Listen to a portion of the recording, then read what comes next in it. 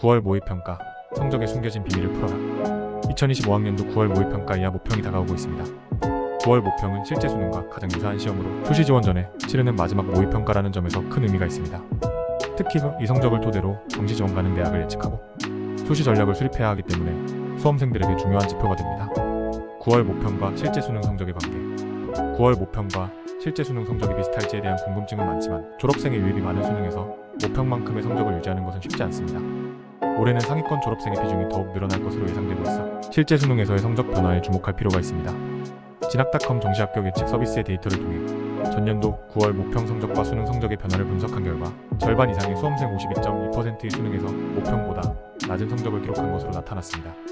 상위권과 중상위권의 성적 변화. 상위권 수험생의 경우 성적을 유지한 비율이 비교적 높았습니다. 가장 상위 구간인 평균 100분위 100에서 95 구간에서는 성적 유지 비율이 절반에 가까웠으며 성적 하락 비율과 큰 차이를 보이지 않았습니다. 반면 중상위권 구간으로 내려갈수록 성적 하락 비율이 증가했습니다. 특히 평균 100분위 85에서 80 구간에서 성적 하락이 가장 두드러졌습니다. 이는 수능에서 졸업생 비율이 증가하며 이로 인한 경쟁 심화가 중상위권 수험생에게 더 큰 영향을 미쳤기 때문으로 해석됩니다. 수능에서 성적 상승 가능성. 9월 모평에서 기대에 미치지 못한 성적을 기록했다고 해서 실망할 필요는 없습니다.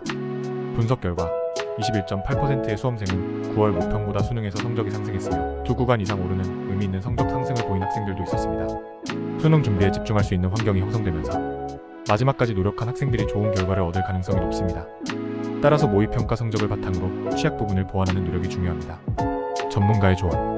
9월 모평은 실전과 유사한 시험이지만 재학생과 졸업생의 비율 차이를 고려한 판단이 필요하다고 조언했습니다. 수능에 대한 지나친 기대보다는 상위권 졸업생 유입을 고려하여 보수적으로 접근하고 최대한의 준비를 하는 것이 수시와 정시 모두에서 성공할 수 있는 길이라고 강조했습니다. 또한 수능에서 성적이 하락하는 경우가 많지만 성적을 올린 학생들도 많다는 점을 기억하고 최선을 다하라고 덧붙였습니다. 9월 모평은 수험생들에게 중요한 이정표입니다. 성적 변화의 가능성을 이해하고 그에 맞는 전략을 세워 준비하는 것이 성공적인 수시 및 정시 지원의 열쇠가 될 것입니다.